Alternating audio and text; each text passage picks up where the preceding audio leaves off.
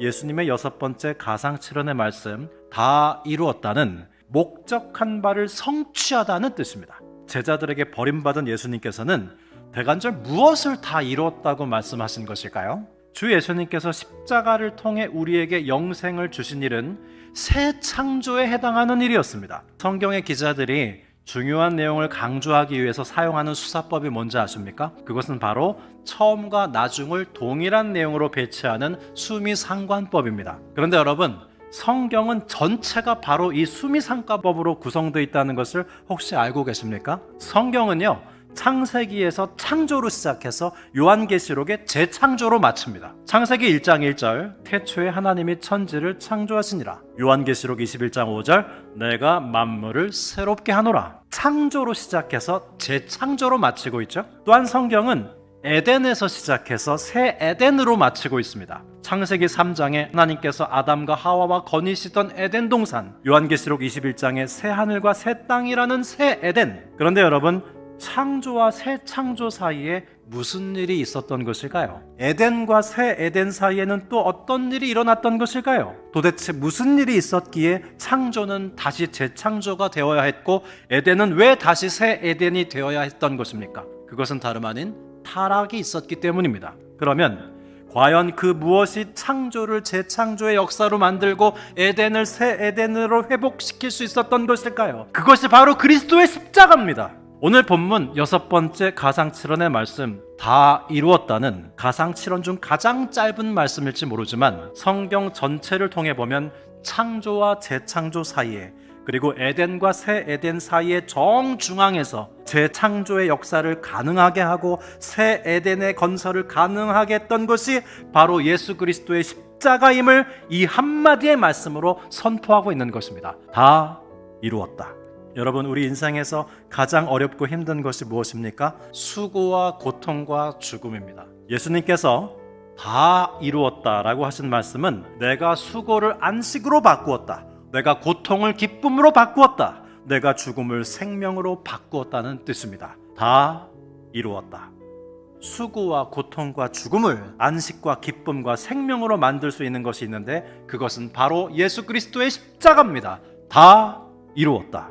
이처럼 예수님께서 십자가에서 마지막으로 하신 말씀은 창조 때 성부 하나님께서 창조 사역을 마치시고 하셨던 바로 그 말씀과 동일합니다. 여러분, 성경에 등장하는 인물들의 이야기는 하나같이 재창조된 사람들의 이야기입니다. 하나님의 임재와 통치가 임하시자 재창조의 역사가 일어나면서 그들의 신분과 성품과 삶의 목표가 재창조됩니다. 그러한 역사가 일어날 때마다 우리 귓가에 울리는 음성은 무엇입니까? 다 이루었다. 성도 여러분, 우리 자신이 바로 니고데모가 아닐까요?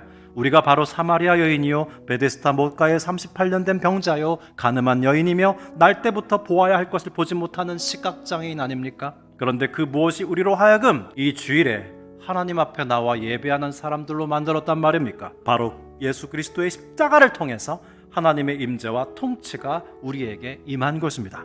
요한복음을 기록한 사도 요한은 처음엔 대단히 이기적인 인물이었습니다. 그래서 야고보와 함께 주님께 주의 날에 한 자리씩 달라고. 그런데 그랬던 그가 하나님의 임재와 통치로 재창조되자 사랑의 사도가 됩니다. 예수님께 한 자리 달라고 했던 그가 요한복음을 쓰면서 자신의 이름을 스스로 삭제하고 다만 예수께서 사랑하시던 자라고 칭합니다. 예수님께서 세상에서 오신 목적이 그에게 성취되었기 때문이죠. 그런 요한을 바라보시며 주님께서는 이렇게 말씀하시지 않았을까요? 다 이루었다.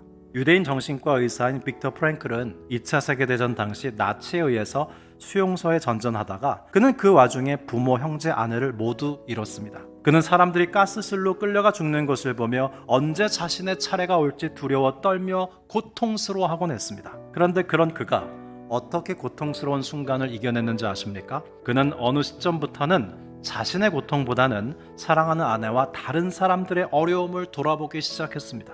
아내를 위해 기도하고 고통하는 사람들을 위해 기도하기 시작하자 놀랍게도 자신의 고통이 아닌 타인의 고통을 염려하고 기도하는 동안 알 수 없는 힘이 솟아나곤 했습니다. 성도 여러분, 여러분은 어렵고 힘든 시간을 어떻게 이겨내고 계십니까? 우리는 어떻게 자기 십자가를 지고 예수님을 따를 수 있을까요? 예수님께서는 실패한 것 같은 죽음을 통해서 받는 것보다 내어주시는 삶을 살았습니다. 남을 십자가에 못 박지 않고 당신 자신을 십자가에 못 박았습니다. 남을 죽이는 대신에 자신을 죽이는 십자가의 길을 선택하셨습니다. 그 결과 모두가 구원을 받게 되었습니다. 그렇게 예수님께서는 십자가를 통해 모든 것을 이루셨습니다. 다 이루었다.